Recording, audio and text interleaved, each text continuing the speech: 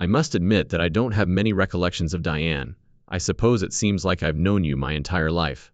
Al Pacino officially spoke, after a 40-year silence, following the shocking death of Diane Keaton. You are an amazing artist. I cherish it, I remember it, and I will always adore you. Behind The Godfather's lights was a contradictory tale of love, sorrow, and celebrity that merged like an endless drama. I need you, which is why I came here. Because you are important to me. Michael, please stop it. Because I'd like to marry you. In addition to love, Al's new memoir shocked Hollywood with the things he had never dared to utter. The complete truth would come to light in this video, and the enigmatic connection between them was going to be exposed. At the age of 79, actress Diane Keaton passed away. Millions of already loyal fans are eager to remember her glory. Diane Keaton died in California on October 11, 2025, at the age of 79. Through People magazine, her relatives verified the information. According to the New York Times, she is a symbol of grace, intelligence, and self-reliance in American film. Vanity Fair wrote more succinctly but firmly. Actress Diane Keaton was more than that. She embodied the mindset and character of a whole generation. One of the faces that influenced modern film's artistic output for almost 60 years came to an end with those obituary sentences. No public funeral was held. In keeping with Diane's reserved demeanor throughout her later years, the family decided to keep things quiet. The Godfather and Annie Hall's black and white photos were all over social media that day. The two movies that made her name a household name. One of those actors, Diane Keaton, always makes you know that a movie will be good just by virtue of her appearance. I loved her, Al Pacino told the media in a statement as co-workers, and the general public recalled her iconic roles. And those weren't the only words he dedicated to Diane. She was K. Corleone's soul. He had written openly about the emotions he had suppressed for decades during their journey together before she died. Al wrote, "We found a tempo and temperature that was right." The press quoted this statement more than any other in the communication. "When I could hardly stand, she got me through my wreckage." These remarks were interpreted as Al's gentle, sincere farewell to Diane, his former love interest and co-star. Newspapers re-examined their relationship with quiet contemplation, rather than sensationalism. They never got married. They were always respectful when discussing their relationship. They were dubbed the parallel opposites of classic Hollywood by The New Yorker. One is humorous, the other is playful, profound, and introspective. Al's statements were eerie because of Diane's passing. They were now a late recognition of the person who had played the most significant role in his life, rather than merely a statement of longing. Diane's close buddy told others, "She didn't hide anything from the world." Al, I believe, knew that better than anyone. Diane was encapsulated in the sentence. In an interview years ago, she stated, "I was never interested in being perfect. I just wanted to be honest." Her lifestyle set her apart, and won her admiration in the glitz and glamour of Hollywood. As word got out, a group of young actors reposted a picture of her grinning in the last scene of Something's Got to Give, writing, "She made aging look fearless." Diane was still working at the age of almost 80, and continued to attend book club. With the next chapter coming out in 2023, it was supposed to be her final movie role. At the same time, Al Pacino was seldom ever seen in public. His health had obviously deteriorated by the time he was 85, and he only participated in a few brief interviews. A few months prior, he had made his last public remarks on Diane before her passing, simply responding, "She was special. I don't think anyone could replace her." His and Diane Keaton's past life were being revisited by the media. Every eye turned to the odd bond that had bound them together for almost 50 years. The tiny ensemble of The Godfather was present at a restaurant named Patsy's in East Harlem. From Diane's passing, people go all the way back to their first encounter, when what appeared to be a routine audition led to a legendary event known as the Fated Meeting. At the beginning of the 1970s, Hollywood was changing. In contrast to the glitzy glitz of the Golden Age, studios were looking for fresh faces that reflected a more grounded ethos. Production of The Godfather started in that setting. Despite heavy objections from Paramount, Francis Ford Coppola, who was in his early 30s at the time, was adamant about casting Al Pacino as Michael Corleone. The studio bosses claimed that Al was too short and unfamous, and he wrote in The Godfather notebook, "I saw something different in him, a silence that made others wary." Coppola, however, refused to back down. Diane Keaton, a little-known stage actress who had recently departed Broadway, was selected by Coppola to play Kay Adams. She appears to be someone who does not belong to the mafia world, he noted in his notes. She will lighten the darker parts of the story.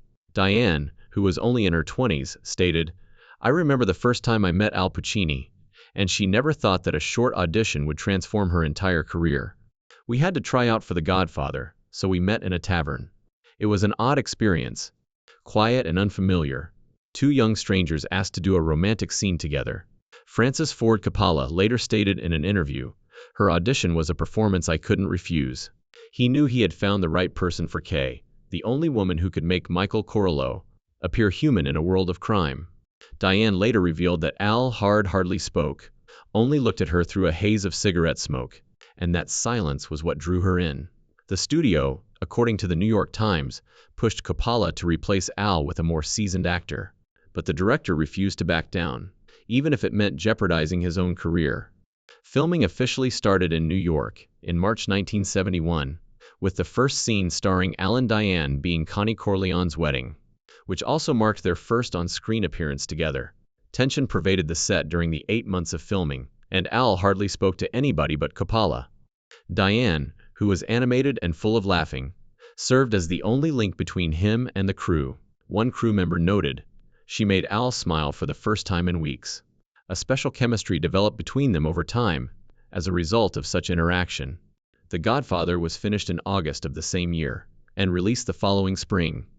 A critic in the Los Angeles Times wrote, the two bring such authenticity that the audience forgets they are only characters. When the film debuted, Diane enthralled audiences with Kay's tenderness and quiet strength. While Al became the new face of the cold hero archetype, Diane and Al started to appear together more frequently throughout the film's promotion, but they both refrained from talking about their personal relationship. Diane only revealed that the first time they really spoke was when Al invited her to supper at a little restaurant close to Central Park following the premiere. Diane later remarked, the success of The Godfather inaugurated a new era for both of them. He was just different.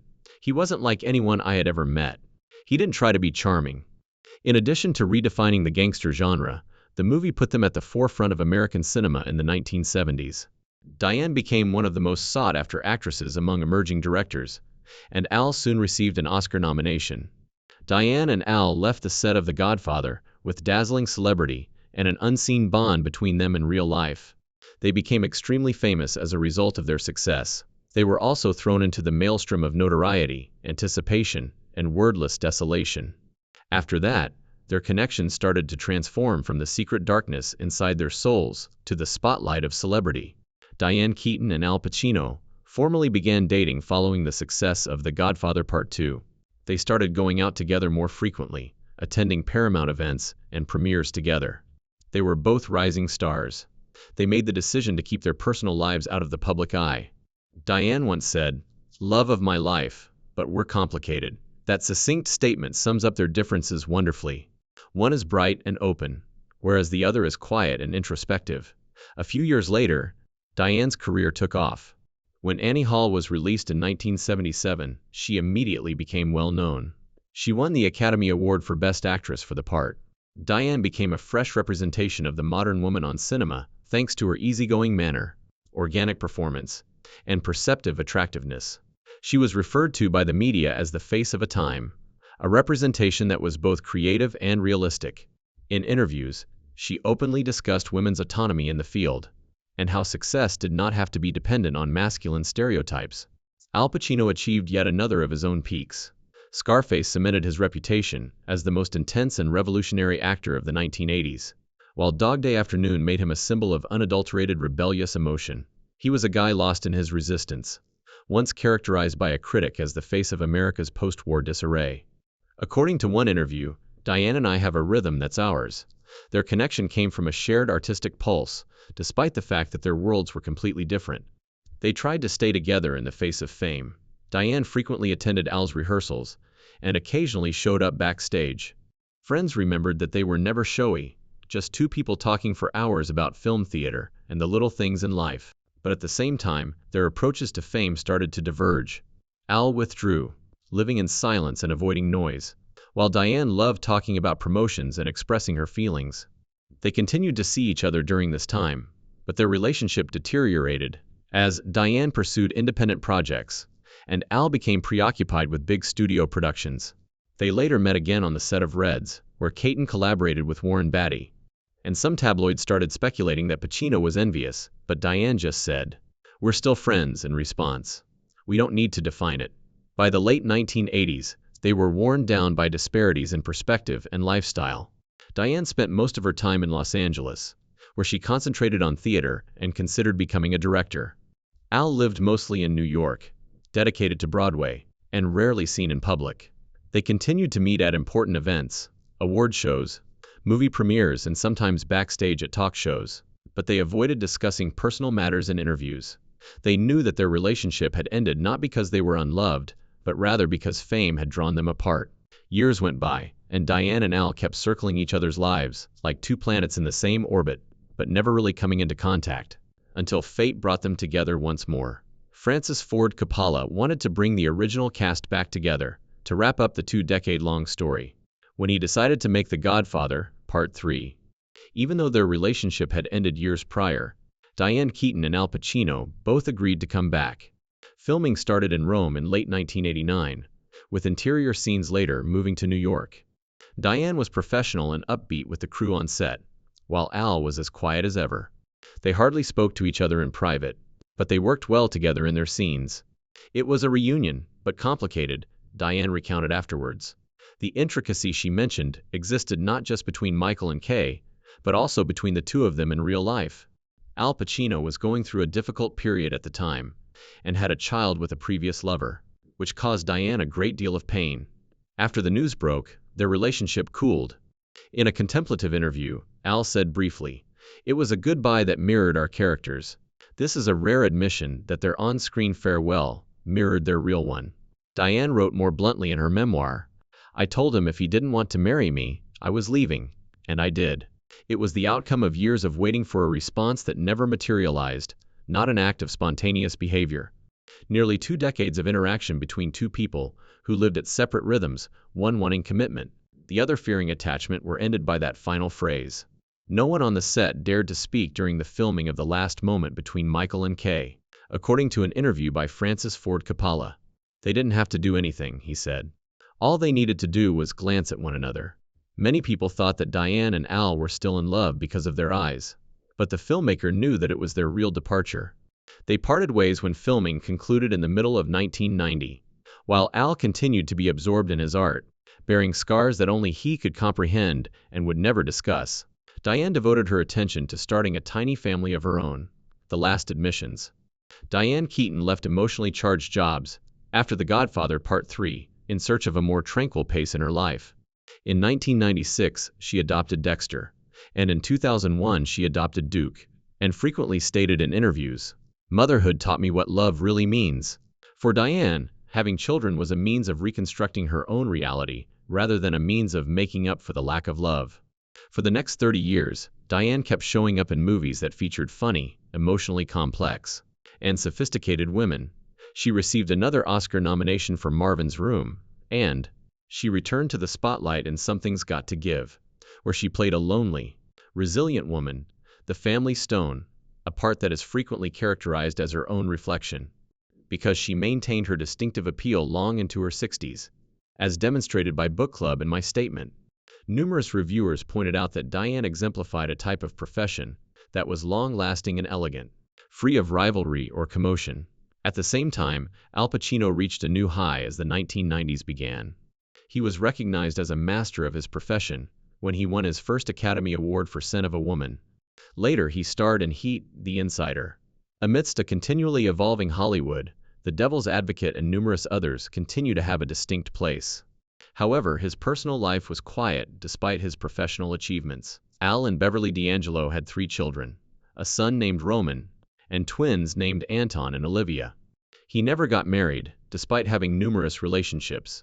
"Marriage is a state I never entered, but I have known love." Al said this in one conversation, and it has been cited again and time again as the ideal way to sum up his life. A man with everything but love stability. Critics characterized Al Pacino's memoir, Sonny Boy, which was released in 2024, as a straightforward, unfiltered self-portrait of a person who has seen every summit. He wrote of the emptiness that accompanied each part, the hardships of fame that came too soon, and his poor Bronx upbringing. The only person Al acknowledged with unusual sensitivity was Diane Keaton, whom he dedicated several pages to in the later chapters. She helped me through financial ruin by pushing Sea of Love. After Revolution failed, and Al's finances collapsed in the late 1980s, few people were aware of this event. Diane helped him rebuild his confidence and reputation by convincing him to play the part in Sea of Love. Al stated, "I knew I'd never meet anyone like her again after we got drunk together, after the Godfather shoots." In another chapter, even though he didn't say when, it was clear from those remarks that Diane had become ingrained in his memory. In 2024, one of the most talked about books in the movie industry was Sonny Boy, which was published by Penguin Press. Because it included not only Al's profession, but also his path of learning to cope with loss, critics hailed it as being unvarnished and incredibly human. Many pointed out that the memoir's core was the part regarding Diane, when Al at last acknowledged that he had let some things to stray too far. Al and Diane remained close friends, and sometimes showed up together at tributes to the American Film Institute. Al stood in the front row to cheer Diane as she made her way to the stage to accept her Lifetime Achievement Award in 2024. When questioned about their relationship, he merely responded, "She changed the way I see love." They were never seen together again after that night.